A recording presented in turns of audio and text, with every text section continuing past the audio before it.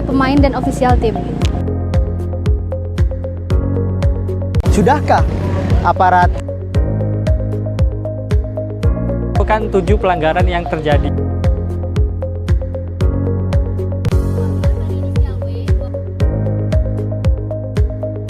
Komnas HAM menyatakan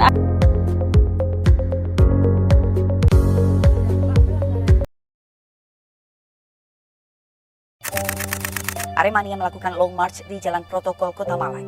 Dalam aksinya, massa menyampaikan 9 tuntutan, salah satunya usut tuntas tragedi Kanjuruhan. Tragedi Stadion Kanjuruhan di Malang yang menewaskan 174 orang penonton pertandingan derby Jatim. Mengenang 1 tahun tragedi kemanusiaan di Kanjuruhan, keluarga korban masih sangat lantang menuntut keadilan atas proses hukum yang masih jauh dari kata tuntas.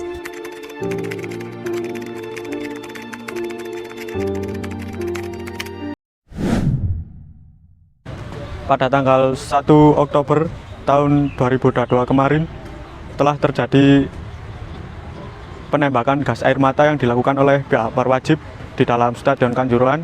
Kejadian tersebut merenggut 135 nyawa supporter Aremania, dan kejadian tersebut menjadi kejadian terbesar kericuan atau kerusuhan di dalam bidang olahraga, khususnya sepak bola yang ada di dunia. Dan kejadian Kanjuruhan pada tanggal 1 Oktober tersebut menjadi kejadian nomor 2 terbesar dalam sejarah sepak bola dunia. Karena adanya rasa kecewa dan tidak terima dari supporter Aremania terhadap kekalahan dari klub yang mereka dukung, mereka turun ke lapangan untuk meluapkan rasa kekecewaan mereka kepada pemain dan ofisial tim. Untuk menghentikan kericuan tersebut, aparat melemparkan gas air mata kepada supporter.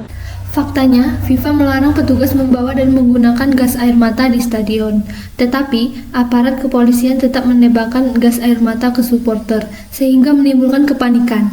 Bahkan supporter yang awalnya datang hanya untuk melihat klub sepak bola idola mereka pun terkena dampak dari gas air mata yang ditembakkan tersebut. Untuk menyelamatkan diri dari efek dari gas air mata, para supporter mencoba untuk menyelamatkan diri dengan keluar melalui gerbang pintu keluar. Akan tetapi aparat mengunci gerbang tersebut. Ratusan supporter tampak memenuhi pintu keluar yang masih tertutup rapat.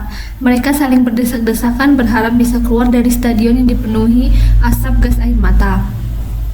Penumpukan supporter di pintu keluar inilah yang mengakibatkan banyak korban berjatuhan. Banyak dari mereka yang sesak nafas, jatuh, bahkan terinjak-injak. Lalu, menurut saksi yang kami wawancari, ia mengatakan bahwa kapasitas yang menonton pertandingan pada hari itu melebihi kapasitas Stadion Kanjuruhan. Saksi juga mengatakan bahwa terbatasnya jumlah ambulans sehingga mengakibatkan para korban harus ke rumah sakit sendiri dengan membawa kendaraan sendiri. hak asasi manusia merupakan bawaan dari manusia yang lahir ke dunia ini. Hak asasi manusia ini bersamaan keberadaannya lahir pada saat manusia berada di dunia ini. Jadi sifat hak asasi manusia ini universal dan tidak dapat diganggu-gugat oleh negara dan siapapun itu. Untuk itu, negara bertindak sebagai pelindung dan pengawas untuk terlaksananya hak asasi manusia di negara yang dipimpinnya. Pemerintah, aparat hukum di negara ini, mereka harusnya menjadi pengayom dari masyarakat, di mana mereka harusnya melindungi masyarakat sipil yang ada. Sudahkah aparat kepolisian atau aparat penegak hukum melaksanakan hak asasi manusia ini dengan baik di Indonesia? Sudahkah pemerintah melindungi rakyat-rakyat yang rakyat-rakyat kecil yang seharusnya mereka lindungi di negara ini? Setelah insiden tragis di Kanjuruhan, Komnas HAM memiliki peran sebagai penjaga keadilan dan martabat untuk semua. Dengan kewenangan yang diberikan oleh Undang-Undang Nomor 26 Tahun 2000, Komnas HAM menyelidiki pelanggaran HAM berat dalam insiden Kanjuruhan. Dalam tragedi Kanjuruhan, Komnas HAM menemukan 7 pelanggaran yang terjadi. 1. Penggunaan kekuatan yang berlebihan. Bahwa penggunaan gas air mata dalam proses pengamanan pertandingan di dalam stadion merupakan bentuk penggunaan kekuatan berlebihan dikarenakan berdasarkan pasal 19 FIFA soal safety and security itu memang dilarang. Yang kedua, terjadi 45 kali tembakan. Yang berikutnya adalah terkait 135 korban meninggal dan ratusan orang luka-luka. Seperti tadi kita jelaskan, eksesifnya itu penembakannya diarahkan ke tribun dengan jumlah yang sangat besar. Dalam 9 detik ada 11 tembakan, 45 tembakan. Ya, kalau kita perkirakan kalau satu kali tembakan 3 peluru, ya ada 135 tembakan. Yang berikutnya adalah hak memperoleh keadilan. Bahwa saat ini proses penegakan hukum yang dilakukan belum mencakup keseluruhan pihak-pihak yang seharusnya bertanggung jawab dalam pelaksanaan pertandingan dan pelaksanaan kompetisi. Dalam hal ini seharusnya aparat penegak hukum memastikan seluruh pihak di lapangan maupun pihak yang bertanggung jawab membuat aturan yang kemudian dilanggar harus dimintai pertanggungjawaban. Dalam tragedi kasus Kanjuruhan, pemenuhan hak-hak korban merupakan komponen paling vital dalam pelindungan saksi dan korban. Tercapainya hak secara efektif, efisien, tidak berbelit-belit, prosedural, dan objektif merupakan hal yang diharapkan setelah terjadinya peristiwa ini. Secara umum, pemenuhan hak-hak korban tragedi Kanjuruhan melibatkan beberapa aspek. Bantuan kemanusiaan, pelayanan kesehatan, kompensasi finansial, pemulihan psikososial, pengungkapan informasi. Korban berinisial W, 20 tahun, yang kami wawancarai mengatakan bahwa korban mendapatkan bantuan berupa uang dan sembako. Selain mendapatkan bantuan material, korban juga mendapatkan bantuan imaterial berupa penanganan pasca tragedi Kanjuruhan oleh Kemensos.